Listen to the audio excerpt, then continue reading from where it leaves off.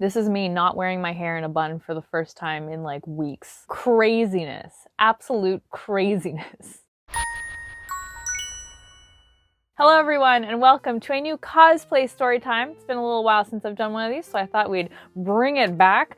Today's story, I think, is an important one to tell. In the past, I've made videos where I've talked about uncomfortable experiences at conventions where I was made to feel uncomfortable, and people tend to get very critical of these stories. So obviously I have more stories like that, and I kind of wasn't sure if I should share them or not, but I decided that I think that these are very important stories to tell because a lot of you watching may find yourself in a similar situation where you're made to feel uncomfortable or unsafe, and I certainly have learned a lot from each of these experiences that I've had. And I think it's really important for me to share these experiences because things that I've learned from these various experiences might help some of you watching, and I think that is incredibly important. Yeah, so we're going to be sharing this story. So it will be an entertaining story, but I think it will also be very beneficial for a lot of you watching. So let's get into it. Today's story I am titling The Tale of Creepy App Guy, and we're just gonna get into it. This particular story took place at Sakura-con 2014, I believe. I was still a teenager at the time, and on this particular day of the convention, I was cosplaying Dawn from Pokemon, which, side note, is a cosplay that just attracts weird people for some reason. The number of like weird comments and weird messages and weird interactions I've had in that cosplay, crazy. I don't understand why. She's a 10-year-old child. I don't know why people are so weird about Dawn, but people are really friggin' weird about Dawn. Don't like that. On this particular day, I was hanging out with some friends and decided that I wanted to go and refill my water bottle. So I went into the vendor's hall to go to their water fountain, filled up my water bottle, and was heading back. And that is when this encounter occurred. So I'm walking back from filling up my water bottle. I'm in the vendor's hall, and this man comes out of nowhere. He runs up to me. He says, "Excuse me, you are absolutely adorable." And I'm like, really caught off guard by this. Right off the bat, that was quite a way to start this interaction. I'm like, oh, thanks? I'm very caught off guard by this. He says, "What are you cosplaying?" I say, "Oh, I'm Dawn from Pokemon." He's like, "Oh yeah, I'm not familiar with that character at all, but you look absolutely adorable." And I'm like, okay. Thank you.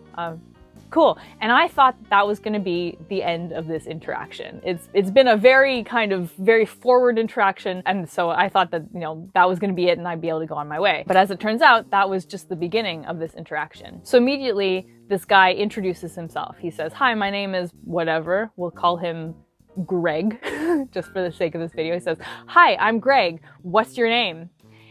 And right off the bat, I am really not comfortable with this. This is someone who I've just encountered, and I'm not comfortable giving this guy my name. So I decide to just say I'm Dawn and hope that he just kind of leaves it at that. So I tell him, I say, "Oh, I'm Dawn." And he says, no, "What's your real name?" He's being very aggressive, very forward, and very kind of like that. I don't know what a good word for that is, but he's being very intense. That's the word. He's being very intense, and I'm feeling very pressured. And at this point, my gut is like, I want to get out of this interaction. I do not want to be here. This is making me uncomfortable. But literally my thought process was, well, if I make an excuse, if I say that I have to go, it's going to sound really fake, and that might hurt his feelings. Which, first moral of the story is that society really, especially if you're a woman, really hammers home the fact that you should always be polite. Right, so in this situation, I'm thinking, well, it would be impolite to, you know, lie and say that I had to go to get out of this situation. And again, it might sound fake and that might hurt his feelings, and I don't want to be impolite. Right off the bat, if you're getting that gut feeling that you are uncomfortable and you are in a situation that you do not want to be in, it is totally fine to excuse yourself from that situation. Doesn't matter how fake it's gonna sound, doesn't matter any of that. If someone is making you uncomfortable, you're getting that gut feeling that you should not be in this situation and you need to get out, do whatever it takes to get out of that situation. At that point, I would have been totally fine to be like, "Hey, I have somewhere to be, I'm going to an event, I'm meeting someone," you know, whatever the excuse is, and just, you know, say, you know, "Nice to meet you, goodbye," right?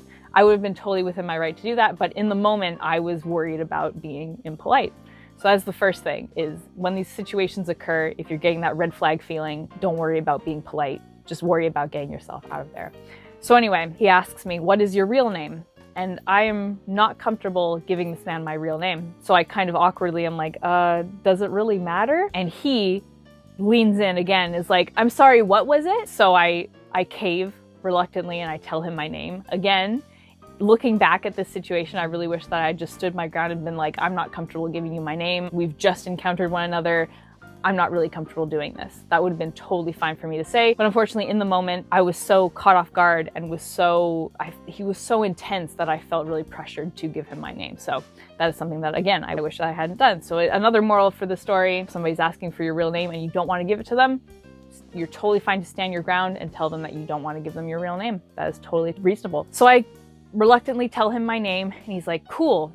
So what do you do? And at that point I was taking a gap year, but I didn't really want to explain my whole life story to this guy, you know, being like, oh, I'm taking a gap year because of this, this, and this, you know, I'm going to be going to school, blah, blah, blah. I didn't want to give this guy my whole life story. So I decided to just lie and say that I was a student because I was going to be a student that following year. So I just decided to go with that. So I say that I'm a student. He's like, oh, cool. Okay, let me guess.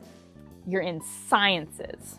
And I'm like, nope, not in sciences. And he's like, oh, well then what are you studying? And so I say art because that was what I was going to study when I eventually started school. So I say, oh, I'm in art. He says, wow, I would not have guessed that. You really don't give off the starving artist vibe. Again, throughout this entire conversation, my gut is just like, I do not want to be here. I'm feeling uncomfortable. This is not a situation that I want to be in. But again, I didn't want to be rude. I felt like I had to really see this interaction through. I had to just make it through this conversation and then I'd be able to get on my way. Again, if at any point somebody's making you uncomfortable, you could totally, you know, pull the cord at any time and just leave, which is not something that I had learned at that point. So after that, he tells me that he makes apps. I'm like, okay, that's cool. He's like, yeah, can I show you my app?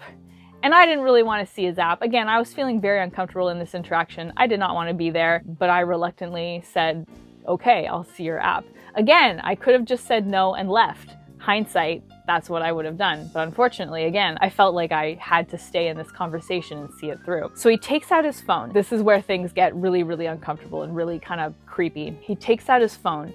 And at this stage, there's like an arm's length distance between the two of us because, again, I'm uncomfortable, so I'm keeping a bit of a distance from this guy. He takes out his phone, he reaches his arm out, he leans over across this distance that's between the two of us. He reaches his arm around me and he starts pulling me in towards him so that he could hold me in his arm while he showed me this app, which, like, no, not something you should do, not okay. Incredibly uncomfortable thing to do to someone who you've just encountered. This man is still a stranger to me.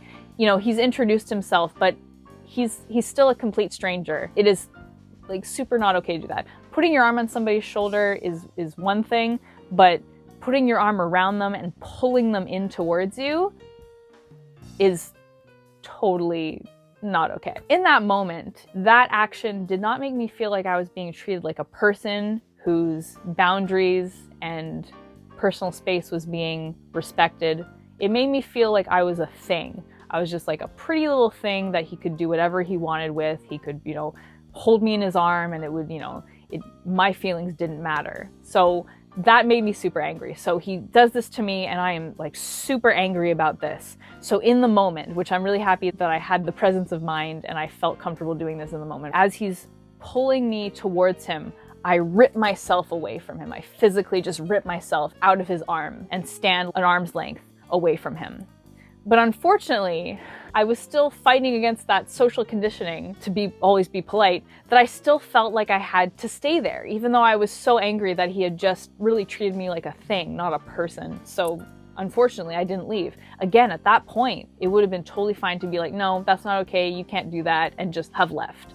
And I really wish that I had done that. But unfortunately, I didn't feel like I could do that. So again, another moral of the story, if somebody does that to you, you don't have to stay. You could totally just leave. You don't even have to really even say anything. I could have just left and it would have been fine. But unfortunately, I still felt like I was required to see this interaction through, which obviously, like, looking back, it's like, like, how could you have stayed? But unfortunately, in the moment, it's much harder to figure this stuff out. So I pull myself away, and this totally throws him off guard. He's like, oh,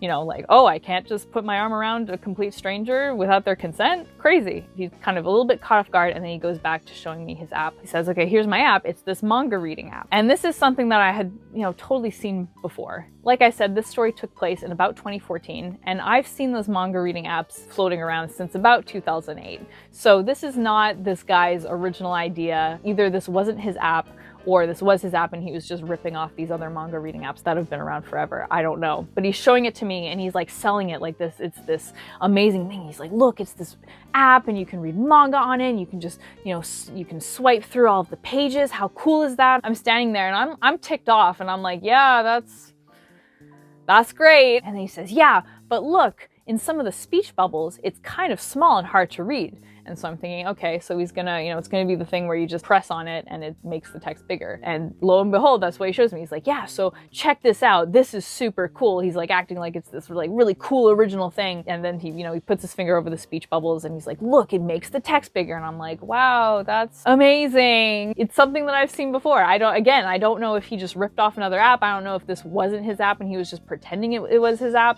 I'm not really sure. But anyway, he finishes showing me his app and he's like, yeah, so where can I find some of your stuff? I tell him like, oh, I don't have any social media or anything. You can't find my work anywhere. I did have a social media presence at the time, but obviously I did not want to tell this guy he had made me feel so uncomfortable and so disrespected that obviously I didn't want him seeing any of my work. So I just say like, oh yeah, no, you can't find my work anywhere. Oh well. So there's a bit of a pause and he says, yes, so what are you cosplaying again? And I said, Dawn from Pokemon. He said, yeah, you know, I really should know, but I don't. And so I'm just kind of standing there like, okay, cool, well, bye. And then I just beeline out of there. And that was my experience with Creepy App Guy.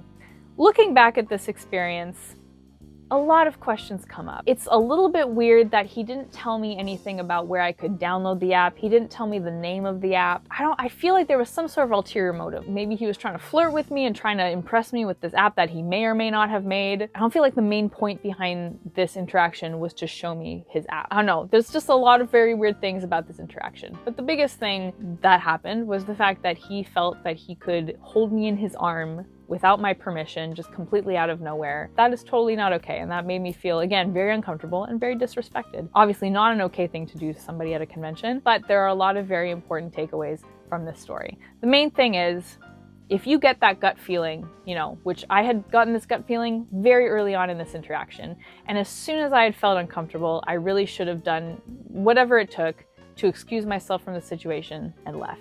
And it is totally acceptable to do so. It doesn't matter if you saying that you have to go is gonna sound fake. That doesn't matter. It doesn't matter if you have to lie and say that you have to be somewhere when you don't really have to. It really doesn't matter what you have to do. You are totally within your right to do whatever you need to do to get yourself out of that situation. If somebody touches you at a convention without your permission and makes you feel uncomfortable, like this man did to me, it is totally fine to call them out for it, say, that is totally not okay, this makes me feel very uncomfortable, and then just leave. Totally fine to do that. Or if you don't want to do confrontation, it is totally fine to not even say anything and just pull yourself away and leave. My rule of thumb, basically, that I've learned from this experience is don't worry about being polite. Don't worry about the other person's feelings.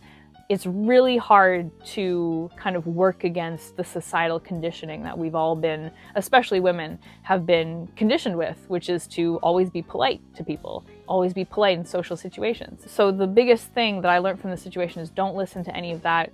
All of that goes out the window if you feel uncomfortable. It doesn't matter to what degree you feel uncomfortable. No matter what, if you're getting that gut feeling, just do whatever you need to do, regardless of the person's feelings, regardless of what, you know, the societal norm is, regardless of what the polite thing to do is, just get yourself out of that situation. Yeah. That's the video. I hope that this was an entertaining story for you, but I also really hope that this is helpful for some of you watching.